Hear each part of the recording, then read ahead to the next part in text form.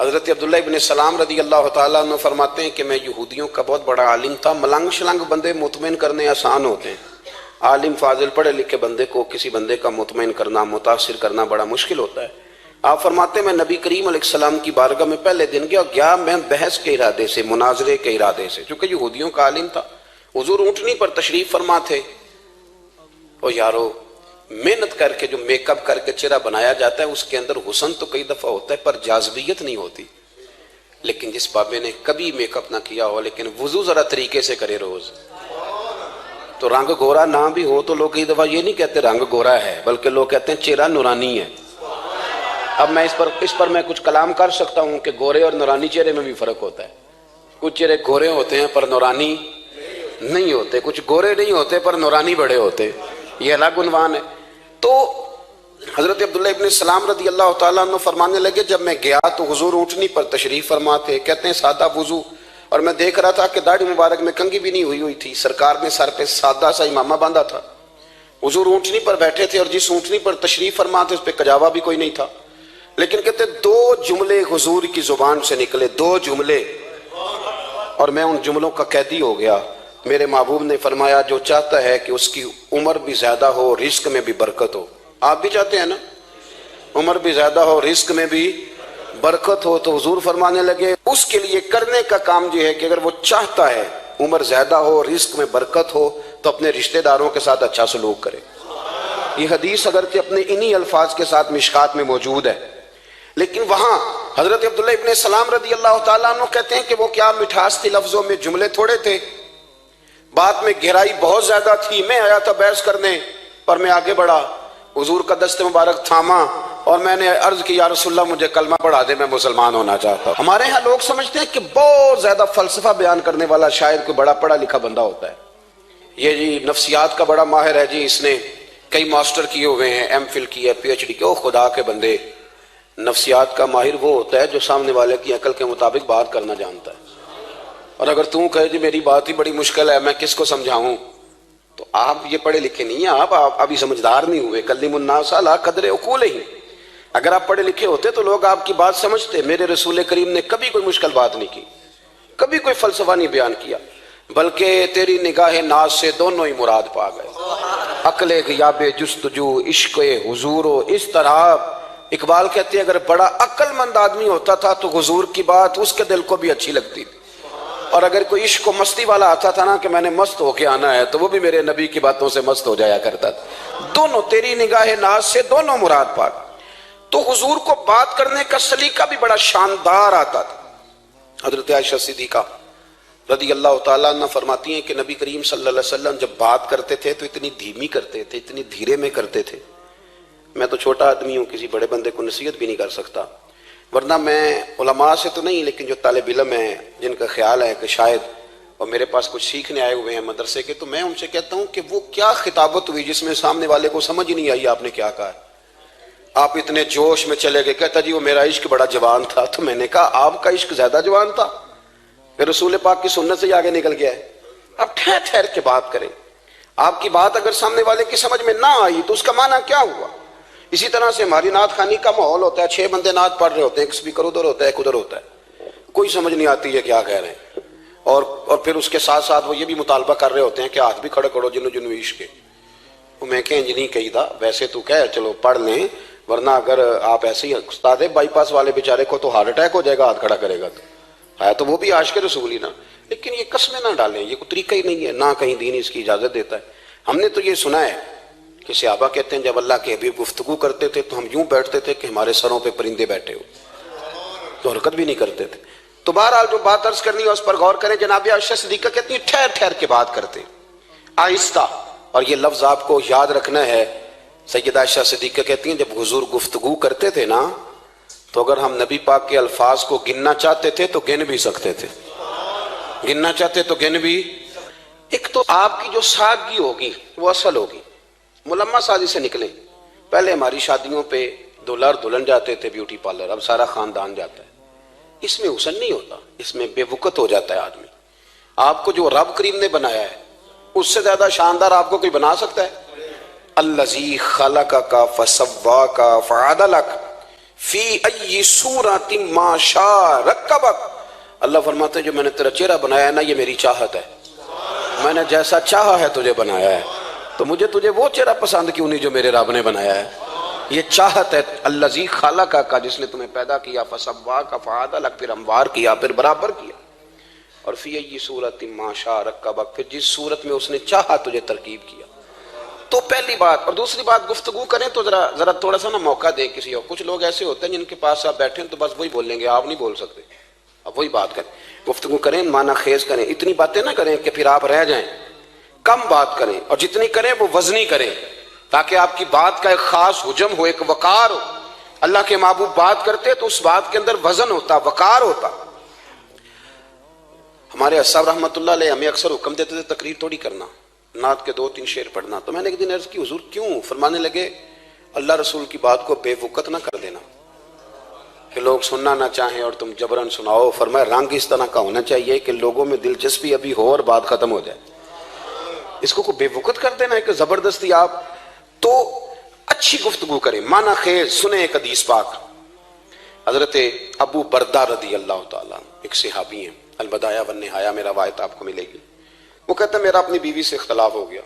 بیوی سے جب بندہ راضی ہوتا ہے تو بڑا ہی راضی ہوتا ہے، پھر وہ کہتا ہے کہ جیسی میری ہے ویسی کسی کی بھی نہیں، اور جب ہوتا ہے نا ناراض تو پھر وہ منگنی سے کہانی شروع کرتا ہے کہ جب میری منگنی ہوئی تھی تو تیرے چاچے نے مجھے گورا تھا، اور پھر وہ دن جب رکھے تھے اس دن جو کام ہوا تھا اس کا بھی ذکر۔ اب اختلاف جو ہو گیا، اور جب آپ کسی سے ناراض ہوتے ہیں پھر اس کی خامیاں ساری سامنے آ جاتی ہیں۔ پھر وہ کہتا ہے شادی والے دن تیرے ابے نے صحیح سلوک نہیں کیا، یہ جو مجھے کپڑے دیے تھے جو کو پہننے والے تو نہیں نا، تو میری اماں۔ اب اختلاف ہو گیا، اب ہم کیا کرتے ہیں؟ جو قریب والے لوگ ہوتے ہیں وہ اس پر تھوڑا تیل اور ڈالتے ہیں، وہ کہتے ہیں نہیں تینوں تو پتہ ہی نہیں، مجھے تین بڑیاں گلاں دا پتہ ہی نہیں، تو تے شادی تو 15 دن بعد سعودی عرب ٹر گیا ساڑھے کو سن کہانیاں، ہم تمہیں بتاتے ہیں تاکہ تباہی اور اترے۔ اس طرح نہ کریں، آپ ایک آدھ بات کہہ کے چلے جاتے ہیں، ان بیچاروں نے اکٹھے رہنا ہوتا ہے، ان کی زندگی دوزخ بنی رہتی ہے، ان کو قریب کریں۔ اللہ کے رسول تو کسی کا نکاح کرتے تھے تو میاں بیوی کے درمیان محبت کی دعا فرماتے تھے۔ تو وہ صحابی آئے تو اپنی بیوی سے ناراض تھے، تو انہوں نے اب بات شروع کر دی، کہنے لگے یہ بھی کرتی ہے، یہ بھی کرتی ہے، یہ بھی کرتی ہے، یہ بھی غلطی ہے، یہ بھی غلطی ہے، یہ بھی کوتاہی ہے، بڑی باتیں سنائیں۔ اللہ نے کان کتنے دیے اور زبان، اس کا مطلب ہے سنگل بولنا چاہیے اور ڈبل سننا چاہیے۔ آپ جتنا بولتے ہیں اس سے ڈبل سننے کا مزاج بنائیں، کیونکہ کان اللہ نے 2 دی اور زبان سنگل بولیں اور ڈبل سنیں۔ حضور سنتے رہے، بلکہ حضرت ابو بردہ رضی اللہ تعالیٰ عنہ کہتے ہیں میرے محبوب نے نا تکیہ منگا لیا، ٹیک لگا لی۔ کئی لوگ کہتے ہیں نا جی ڈاکٹر نے میری بات تو پوری سنی کوئی نہیں، تو جب تک پوری سنی نہ جائے بعض بندوں کو تسلی نہیں ہوتی، پورا وقت دیا۔ وہ کہتے ہیں جتنا میرے اندر غبار تھا سارا میں نے نکالا، اور میں نے ثابت کر دیا کہ میری بیوی میں یہ بھی کمزوری ہے، یہ بھی کمزوری ہے، یہ بھی کمزوری ہے۔ کہتے ہیں جب میں تھک گیا نا باتیں کر کر کے اور باتیں ختم ہو گئیں تو حضور ہلکا سا مسکرائے، پھر پہلی نظر ہی لوٹ لے ماہی تیرے ہار شنگاراں۔ کہتے ہیں حضور ہلکا سا مسکرائے زیر لب اور فرمانے لگے کہ تیری بات ختم ہو گئی ہے تو ایک میں بھی کر لوں۔ تو نبی کریم صلی اللہ تعالیٰ علیہ وسلم فرمانے لگے صرف ایک بات کا جواب دے، صرف ایک، تیرے آگے ہیں یوں دبے لچے فصحا عرب کے بڑے بڑے، کوئی جانے منہ میں زبان نہیں بلکہ جسم میں جان نہیں۔ حضور فرمانے لگے یہ بتا کہ تیری بیوی میں ساریاں خامیاں ہی ہیں کہ کوئی خوبی بھی ہے؟ بھائی اتنا جواب دے دے، زیادہ لمبی چوڑی بات نہیں، تیری بیوی میں ساریاں خامیاں ہیں۔ اللہ جو بندے بناتا ہے نا تو ایسا کوئی بندہ رب کریم نے نہیں بنایا جس کے اندر اللہ نے کوئی خوبی نہ رکھی ہو۔ یہ الگ بات ہے کہ ہماری اپنی اینک پر مٹی پڑی ہوتی ہے اور ہم سامنے والے کا چہرہ صاف کرتے رہتے ہیں، اپنی اینک نہیں صاف کرتے۔ تو حضرت ابو بردہ رضی اللہ تعالیٰ عنہ فرماتے ہیں جب سرکار نے اس شخص سے یہ بات کہی نا کہ کوئی خوبی بھی ہے تیری بیوی میں، تو کہتے ہیں وہ شخص کہتا ہے میری نا بالکل ایک جملے نے سوچ ہی بدل دی ساری۔ یوں سمجھ لے کہ میں اس روڈ پہ چل رہا تھا، میرے نبی پاک نے مجھے اس والے رستے پہ ڈال دیا، بالکل ساری سوچ، یعنی ایک ہی جملہ لیکن ہر چیز بدل دی سرکار نے۔ حضور فرمانے لگے کوئی خوبی بھی ہے؟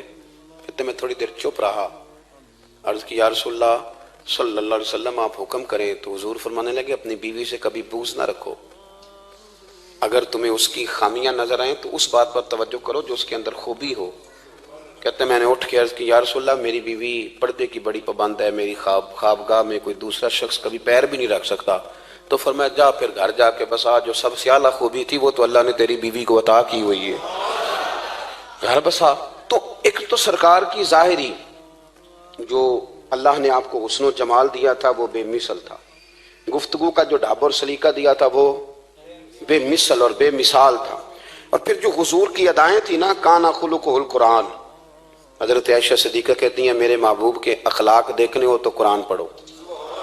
جن اخلاق کا قرآن درس دیتا ہے وہ عملی طور پر سارے مدینے والے محبوب میں پائے جاتے تھے۔ جو سب سے بہترین عادت تھی نا، بہترین ترین عادت، وہ اللہ نے میرے رسول کریم کو عطا فرمائی۔ ہمارا نا اب ایک مزاج بن گیا ہے، ہمارے بعض لوگ بڑے فخر سے بتاتے ہیں کہ جی مسواک سنت ہے، اب تو سائنس بھی مان گئی ہے کہ مسواک کریں گے تو آپ کے وجود کے اندر جو منہ میں فالتو مادے ہوں گے جراثیم وہ مر جائیں گے، اب سائنس بھی مان گئی ہے۔ مجھے کبھی کبھی اس لفظ سے بڑی تکلیف ہوتی ہے، میں کہتا ہوں کہ سائنس اگر نہ مانے تو ہمیں کوئی اس پہ فرق پڑتا ہے؟ نہ مانے سائنس، ہمیں کیا لینا دینا سائنس سے؟ سائنس تو کبھی کچھ کہتی ہے پھر کبھی کچھ اور کہنے لگ جاتی، سائنس کا کیا ہے؟ سائنس کو منوانا ہماری ڈیوٹی۔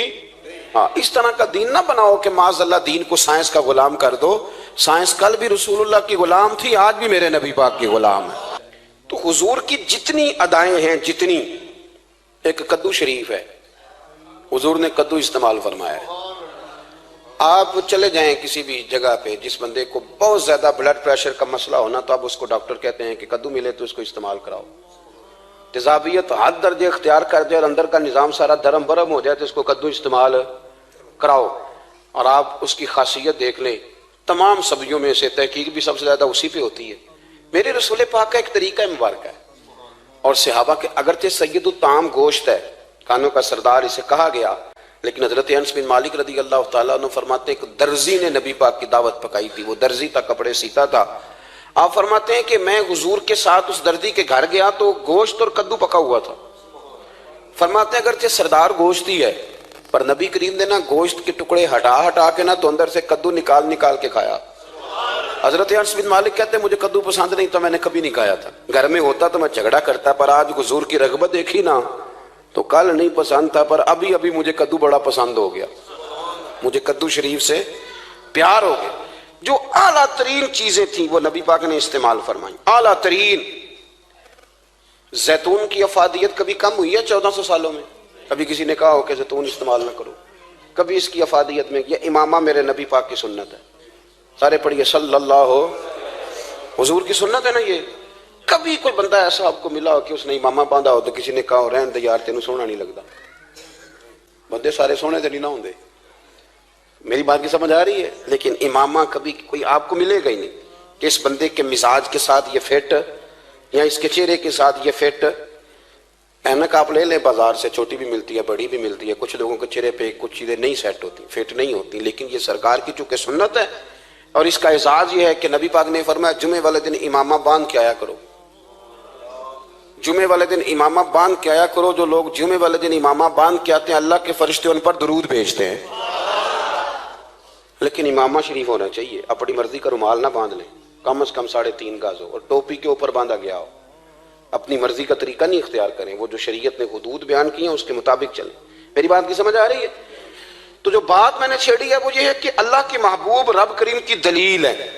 جتنا کائنات کے اندر حسن کوئی بندہ تلاش کرنا چاہے گا وہ مجبور ہو جائے گا اور اسے دروازہ رسول پہ جانا ہی پڑے گا، اسے نبی پاک کے دروازے پر اسے جانا پڑے۔ ہم کوشش بڑی کرتی ہیں سونے لگنے کی، بڑے بڑے لوگ روپ دھارتے ہیں بیچارے، بڑا کچھ کرتے ہیں، لیکن آپ کو لوگ سونا کہیں گے، نورانی نہیں کہیں گے۔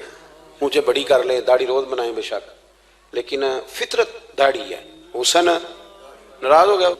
اور داڑھی بڑی سمجھدار ہے، کبھی عورت کے منہ پہ نہیں آتی، آتی مرد کے منہ پہ، مرد کے منہ پہ داڑھی آتی۔ چلے میں کوئی بات نہیں کرتا ورنہ میں تو حنفی ہوں، میرے امام صاحب تو اس بندے کی گواہی قبول نہیں کرتے جس نے داڑھی نہ رکھی ہو، وہ کہتے ہیں اس کی شہادت کچہری میں قابل قبول نہیں ہے، وہ تو قبول نہیں کرتے اس کی شہادت کو بھی۔ اب چلیں عوام سے ڈرتے ڈرتے کئی دفعہ کچھ باتیں نہیں بتائی جاتی پر باتیں ہیں تو صحیح نا۔ ایک بندے نے داڑھی مڈائی تھی تو جناب عمر نے مدینے سے بھی نکال دیا تھا۔ ان سانو کانے کوئی کہہ گیا کہ چنگی طرح نیک ہوے گا تاں رکھی تے روٹی ادن کھائی ہاں جدن چنگی طرح نیک ہو جائے گا، اس سے پہلے کیوں کھاتے ہو؟ یہ قسم اٹھاؤ کہ پیسے اس دن پکڑنے ہاتھ میں جس دن چنگی طرح نیک ہونا ہے۔ کچھ لوگ کہتے ہیں میں اندر سے ٹھیک نہیں، تو اندر سے ٹھیک ہونا تیری ڈیوٹی نہیں، ظاہر ٹھیک کرنا تیری ڈیوٹی ہے، باطن تو رب کریم اپنی رحمت سے درست فرمایا کرتا ہے۔ تو جو تیرے ذمہ لگایا اللہ نے وہ تو کرنا، جو تیرے اللہ نے ظاہری صورت سے ہوتا کیا ہے، سنو کیا ہوتا ہے۔ مولانا رومی نے لکھا ہے حضرت موسیٰ علیہ السلام کے زمانہ مبارکہ میں ایک شخص تھا، تو حضرت موسیٰ علیہ السلام کی نقلیں اتارتا تھا۔ آپ کتنا لمبا کرتا پہنتا تھا، ہاتھ میں چھڑی پکڑتا تھا، تھوڑا غصے سے بولتا تھا، معاذ اللہ نقل اتارتا تھا۔ جناب موسیٰ کلیم اللہ علیہ السلام کی قوم کا جب غلبہ ہوا تو انہوں نے نکال دیا اس کو، تو نقلیں اتارتا ہے، وہ نکل گیا، شہر سے باہر نکال دیا۔ حضرت موسیٰ کلیم کہتے ہیں میں ایک دن کوہ طور پہ گیا ہوا تھا، تو رب کریم نے مجھ سے فرمایا کہ فلاں جگہ فلاں درخت کے نیچے میرا ایک دوست انتقال کر گیا ہے، اسے اٹھائیے، غسل دیجیے، کفن دیجیے، جو اس دور کا طریقہ تھا، تدفین کر دے۔ حضرت کلیم علیہ السلام فرماتے ہیں میں اپنے حواریوں سمیت پہنچا، جب بندے کا چہرہ دیکھا تو حیران ہو گیا، یہ تو نقلیں اتارنے والا ہے، تو نقلیں اتارنے والا ہے۔ پر اللہ کے نبی رب کریم کے حکم کے آگے لایت اللہ نہیں کرتے، یہ نہیں کہتے کہ میری عقل میں نہیں آ رہا۔ اٹھایا، غسل دیا، کفن دیا، تدفین کر دی اس کو۔ جب دفن ہو گیا حضرت موسیٰ علیہ السلام کوہ طور پہ حاضر خدمت ہوئے اور بارگاہ عالی مرتبت میں عرض کرنے کہ مالک تو بے نیاز ہے، چارہ سوال تو نہیں، پر اپنی تسلی کے لیے مالک یہ فرمائیے کہ وہ تو نقلیں اتارتا تھا۔ تو رب کریم نے فرمایا موسیٰ بات یہی ہے، پر میں نے اسے نا مرتے وقت ایمان نصیب کر دیا، وہ آپ کا کلمہ پڑھ کے دنیا سے گیا ہے اور توبہ کر کے گیا ہے، تو مالک اتنی کرم نوازی کیوں ہوئی؟ تو رب کریم نے فرمایا موسیٰ جب وہ تیری طرح بن سور کے نکلتا تھا نا، تیری ادائیں اپناتا تھا تو مجھے پیارا ہی بڑا لگتا تھا، وہ پیارا لگتا تھا۔ یارو دیکھو نا ترمذی شریف میں حدیث ہے، میرے رسول پاک علیہ السلام نے فرمایا میرا امتی جب سفید داڑھی لے کے قبر میں جائے گا نا، داڑھی اور وہ بھی سفید، تو رب فرشتوں سے فرمائے گا اسے عذاب نہ دینا، یہ میرے محبوب کی سنت سفید داڑھی لے کے آگے، مجھے شرم آتی ہے اسے عذاب دیتے۔ آپ بات کو سمجھے کہ یہ حضور کی سنت کا اعزاز جو اللہ کی بارگاہ میں، رب کے حضور جو سنت کا اعزاز اس لیے کہ کائنات میں سب سے اعلیٰ ترین جو کام تھا وہ کیا ہی میرے مصطفیٰ کریم نے، اعلیٰ ترین عمل نبی پاک کا، اعلیٰ ترین، اور طریقہ مبارکہ میں حسن اور جاذبیت، اور آپ اندازہ کر لیں ہم لوگ پٹری سے اتر جاتے ہیں، مرضی کرتے ہیں، ہمارا مزاج ہے جتنا مرضی کو کہے کہ الکوہل والی خوشبو استعمال نہ کریں، اور ہم کوئی نہ کوئی دلیل نکال کے لے ہی آتے ہیں، لیکن خوشبو اس دور میں بھی اتنی بکتی ہے جس کی حد نہیں، اور لوگ اپنی اپنی ضرورت کے لیے اس کو استعمال ہے۔ ان 1400 سالوں میں 1450 سالوں میں ایک دفعہ بھی ایسا نہیں ہوا کہ یہ کاروبار کہیں ٹھنڈا ہوا ہو۔ حرم شریف اللہ آپ کو لے جائے تو مسجد نبی میں سونے کی دکان کے ساتھ خوشبو والی دکان ہوتی ہے، یعنی اتنا مہنگا کاروبار ہے کہ جتنا کرایہ سونے کی دکان والا دے رہا ہے اتنا ہی خوشبو کی دکان والا دے رہا ہے، اتنا مہنگا یہ کاروبار ہے۔ ایک دن بھی اس کام کی اہمیت کم نہیں ہوئی، اور رسول کریم نے کیا فرمایا؟ صحابہ کہتے ہیں 3 چیزوں سے کبھی منع نہیں کرتے تھے، کوئی تکیہ دیتا تھا تو قبول کرتے تھے، کوئی بندہ اگر حضور کو دودھ پیش کرتا تھا تو نبی پاک قبول کرتے تھے، اور اگر کوئی شخص حضور کو خوشبو دیتا نا تو حضور جلدی قبول فرماتے تھے، یہ مزاج تھا۔ تو جو اعلیٰ ترین چیزیں تھیں ان کو میرے رسول کریم صلی اللہ علیہ وسلم نے کیا، ہمیں کر کے دکھایا۔ ہمارا ظاہری حلیہ آج بھی اہل عرب لمبا کرتا پہنتے ہیں، آپ لمبا کرتا پہننے حیا کے زیادہ قریب ہے، کھلا لباس حضور پسند کرتے تھے، یہ شرم و حیا کے زیادہ قریب ہے، اس کے اندر انسان کا پردہ زیادہ ہے۔ وہ ساری اعلیٰ قسم کی صفات جن سے ایک آدمی متصف ہو سکتا ہے اور اپنے آپ کو سجا سکتا ہے، اپنے معاملات کو ٹھیک کر سکتا ہے، وہ ساری رسول پاک نے ہمیں عطا فرمائی۔ ایک حضور کا طریقہ مبارکہ تھا کہ سامنے والے جتنے لوگ حضور کے دائیں بائیں رہتے تھے ان کا خیال کرتے تھے۔ ہم تو خیال رکھواتے ہیں نا اپنا کہ سارے مل کے میرا خیال، میری عزت نہیں کرتا تو میری، تو میں کہتا ہوں کہ یہ تو یہاں اپنی عزت کی بھیک مانگی ہے یا آپ نے لڑائی کر کے عزت لی ہے، ایسا نہ کریں۔ آپ عزت دینی شروع کر دیں، اللہ آپ کو سکون عطا کر دے، آپ احساس کریں دوسروں کا۔ حضور نہ شدت کے ساتھ، یہ اعلیٰ سنت ہے میرے نبی پاک کی صلی اللہ ہو، سارے پڑھیے درود شریف صلی اللہ ہو، یہ اعلیٰ سنت ہے۔ آپ دیکھیں نا بخاری مسلم میں موجود ہے، حضور فرماتے ہیں میرا دل چاہتا ہے میں لمبی نماز پڑھاؤں، لمبی نماز پڑھاؤں، دل میرا چاہتا ہے، لیکن فرمایا جب میں دیکھتا ہوں نا کہ پیچھے بچے بھی کھڑے ہیں، بوڑھے بھی کھڑے ہیں، بیمار بھی کھڑے ہیں، تو گویا حضور فرمانے لگے میں بندوں کا احساس کر کے رب کی نماز چھوٹی کر دیتا ہوں۔ میں مختصر پڑھاتا ہوں، اور مسند امام احمد بن حنبل میں حدیث کے لفظ ہیں کہ اگر کوئی نبی پاک کا انتظار کر رہا ہوتا تھا تو نماز مختصر پڑھتے تھے اور اس کو فارغ کر کے بھی لمبی نماز پڑھتے. ایسا نہیں کہ اب آئے ہیں 4-5 لوگ تو ان کو پتہ چل جائے کہ حضرت جی بڑی تگڑی نماز پڑھتے ہیں، بڑے صوفی صافی آدمی، یہ نہیں، بلکہ نماز، بلکہ مسند امام احمد بن حنبل میں تو وہ خوبصورت حدیث موجود ہے. سیدنا بلال حبشی رضی اللہ تعالیٰ عنہ فرماتے ہیں کہ میں نے عصر کی نماز کے لیے اقامت پڑھ دی تھی، حضور مصلی امامت پر تشریف لے گئے تھے، ایک یہودی کا غلام آیا اور اس نے آ کے عرض کی یا رسول اللہ میں بڑی مشکل میں ہوں، اگر آپ چلیں تو میرا مسئلہ حل ہو سکتا ہے، میرا مسئلہ حل ہو جائے گا. تو حضور کے احساس کی شدت کا یہ حال تھا کہ نبی کریم نے نمازیوں سے فرمایا تم بیٹھ جاؤ، میں پہلے اس کا کام کر کے آتا ہوں. خدا کے بندے تو ہیں ہزاروں، بنوں میں پھرتے ہیں مارے مارے، میں اس کا بندہ بنوں گا جس کو خدا کے بندوں سے پیار. احساس کی شدت یہ حضور کی سنت ہے، اور بہت زیادہ خیال رکھنا دوسرے کا، یہ میرے نبی پاک کا طریقہ ہے. دوسروں کو سوچنا، دوسروں کے لیے بات کرنا، دوسروں کے لیے دعائیں کرنا، ان کے احساسات کا خیال رکھنا. سیدہ طیبہ طاہرہ حضرت عائشہ صدیقہ رضی اللہ تعالیٰ عنہ فرماتی ہیں ایک دن سرکار مجھ سے فرمانے لگے عائشہ جب تم مجھ سے ناراض ہوتی ہو تب بھی مجھے پتہ چل جاتا ہے، جب راضی ہوتی ہو تب بھی پتہ چل جاتا ہے. یہ ہمارا یہ مزاج نہیں ہوتا گھر کے اندر بھی. ہم گھر کے اندر بھی نواب صاحب ہی ہوتے ہیں، یعنی گھر جا کے کہانیاں سناتے ہیں، کہتے ہیں تمہیں پتہ میں کڈا اوکھا ہوں، کمائی کیڈی مشکل ہے، پیچھے پیچھے ہٹ جاؤ سارے، میں فتح کر کے آیا ہوں، ابھی K2 سر کر کے آیا ہوں. ایک بچہ پانی لے کھڑا ہو جائے، دوسرا دودھ کا گلاس لائے، بیگم صاحبہ فٹافٹ آئیے، ایسے نہیں کریں. میرے رسول پاک علیہ السلام کی پیاری زوجہ کہتی ہیں حضور گھر آئے، کھانا مانگا، میں نے عرض کی حضور میرے سر میں درد ہے. تو پڑھو نا ابن اسحاق کو. محبوب فرمانے لگے لا میں تجھے آٹا گوندھ دیتا ہوں، تو مجھے روٹی پکا دے. یہ بھی سنت ہے نبی پاک کی. ان چپ کر گئے ہو، یہ بھی حضور کی سنت ہے، یہ بھی سرکار کا طریقہ ہے. کبھی کبھی گھر میں جھاڑو دینا یہ بھی نبی پاک کا. حضور کام میں ہاتھ بٹاتے تھے نا ازواج کا. یہ والی سنت کس دن ادا کرنی. ایک دن میں نے جمعے میں یہ بات کی تو ایک بچہ مجھے کہنے لگا حضرت صاحب یہ سنت ادا سے کر لیجیے پر ساڑھے ابے بھی تو سمجھاؤ نا.